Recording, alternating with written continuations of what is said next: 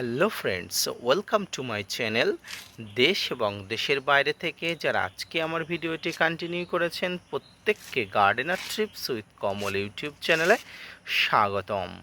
তো ফ্রেন্ডস, ছাদ বাগানে যত ধরনের সবজি চাষ আমরা করে থাকি তার মধ্যে বেগুন গাছ একটি অন্যতম গাছ, যে গাছে সবচেয়ে বেশি রোগাক্রান্ত হওয়ার সম্ভাবনা থাকে, সবচেয়ে বেশি কাণ্ড ছিদ্রকারী পোকা, ডগা ছিদ্রকারী পোকা, পাতা আক্রান্তকারী পোকা, সাদামাছি, লাল মাকড়, বিভিন্ন ধরনের সমস্যা জর্জরিত হয়। এবং আজকের ভিডিওর আলোচনার বিষয়বস্তু বেগুন গাছের পাতা হলুদ হয়ে যাওয়া এবং পাতা হলুদ হয়ে যাওয়ার পরে গাছগুলোকে কিভাবে পরিচর্যা করবেন তাই নিয়ে থাকছে সম্পূর্ণ তথ্য। মনোযোগ সহকারে ধৈর্য নিয়ে দেখতে থাকুন, আপনি অবশ্যই উপকৃত হবেন। পাশাপাশি মাঠ বাগানীদের কাছেও আপনার বলবো যে আপনার আজকের ভিডিও থেকে অনেক তথ্য পাবেন। অবশ্যই ভিডিওটি মনোযোগ সহকারে দেখতে থাকুন। বেগুন গাছের পাতা হলুদ হয়ে যাওয়া একটি স্বাভাবিক ঘটনা, কিন্তু অস্বাভাবিক ঘটনা তখনই আমরা ফলো করব যখন মাত্রা অতিরিক্ত পাতা হলুদ হয়ে যাচ্ছে। এই পাতা হলুদ হয়ে যাওয়ার পিছনে প্রধানত কয়েকটি কারণ থাকে।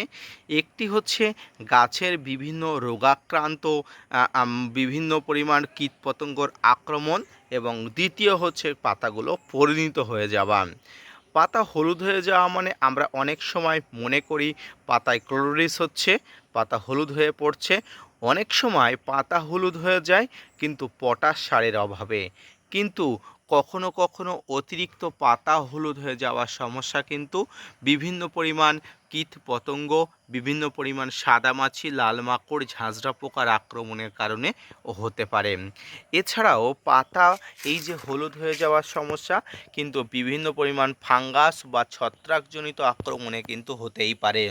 তাই পাতা পোড়া সমস্যা থেকে শুরু করে পাতা হলুদ হয়ে যাওয়ার সমস্যা, এই সমস্যাগুলো আপনারা গাছে দেখলে তৎক্ষণাৎ কিন্তু ব্যবস্থা নেবেন।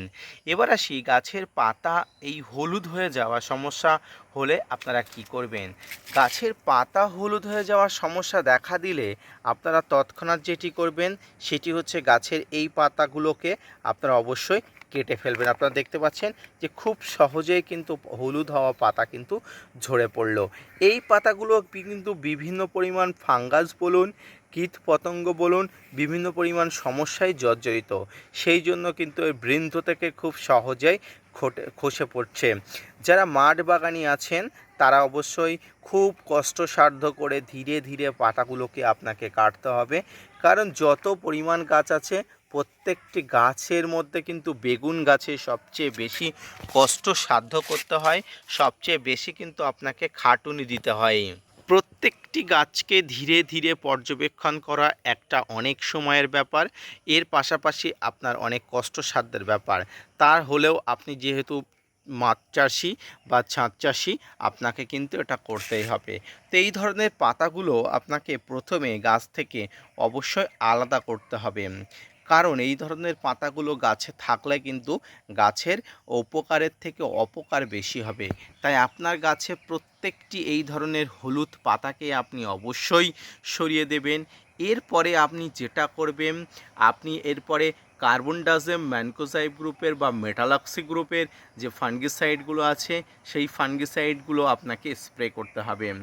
আমি এক্ষেত্রে যে ফাঙ্গিসাইডগুলো ব্যবহার করি সেটা হচ্ছে কপার অক্সিক্লোরাইডযুক্ত যে ফাঙ্গিসাইডটি আছে সেই ফাঙ্গিসাইড হচ্ছে ব্লু কপার বা ব্লাইটক্স।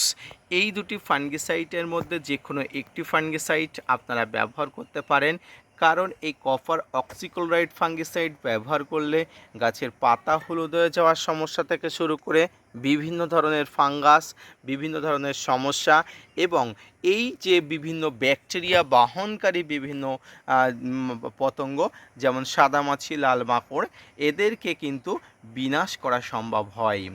এর পাশাপাশি এই সময় গাছে কিন্তু যখন অবশ্যই এই যে হলুদ পাতা হওয়ার প্রবণতা দেখা দিবে তখন কিন্তু আপনাকে একটা ভালো মানের কীটনাশক প্রতিনিয়ত ব্যবহার করতে হবে।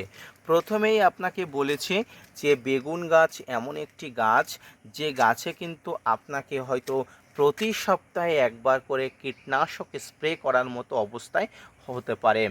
তাই অনেক মাঠ চাষিরা কিন্তু এই বেগুন গাছ কষ্টসাধ্য বলে কিন্তু চাষ করতে চায় না, কিন্তু এই গাছকে সঠিকভাবে প্রতিপালন করতে পারলে একটা সময় দেখবেন হু হু করে আপনাকে ফল দিচ্ছে।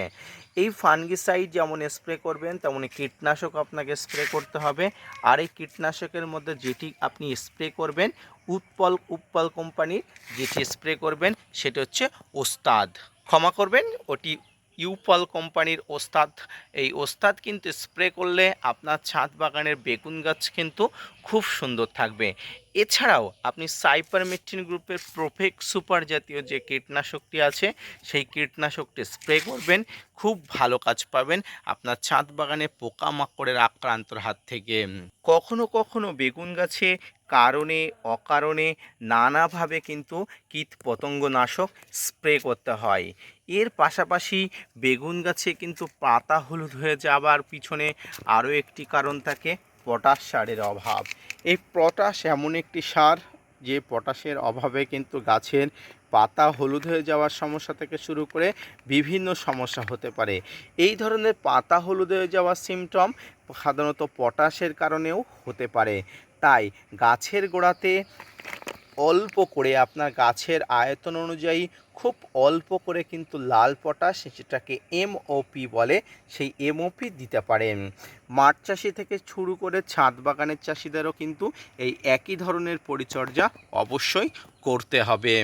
ছাদ বাগানে এই এমওপির ব্যবহার কিন্তু অনেকবারই আপনাকে করতে হবে।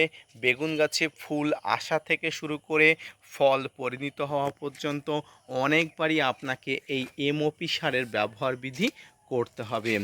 বেগুন এমন একটি গাছ যে গাছে প্রচুর সার প্রয়োগ করতে হয়, সেটি আপনি জৈবিকভাবে করুন আর রাসায়নিকভাবে করুন। আপনার ছাদ বাগানকে যদি আপনি জৈবিক রাখতে চান, সমস্ত জৈবিক উপকরণগুলো আপনারা ব্যবহার করবেন, কিন্তু গাছ থেকে প্রচুর ফলন নিতে চাইলে, গাছ থেকে প্রচুর ফলন পেতে চাইলে আপনাকে কিন্তু কম বেশি রাসায়নিক সারের ব্যবহার একটু আধটু করতেই হবে। এছাড়া যারা মাঠ চাষি আছে তারা কিন্তু রাসায়নিকভাবেই বেশি প্রয়োগ করে, রাসায়নিক সারেই বেশি প্রয়োগ করে, কারণ তাদের প্রচুর পরিমাণ ফলনের প্রয়োজন হয়। সামান্য ফলনেই কিন্তু তারা প্রচুর পরিমাণ ক্ষতির সম্মুখীন হতে পারে।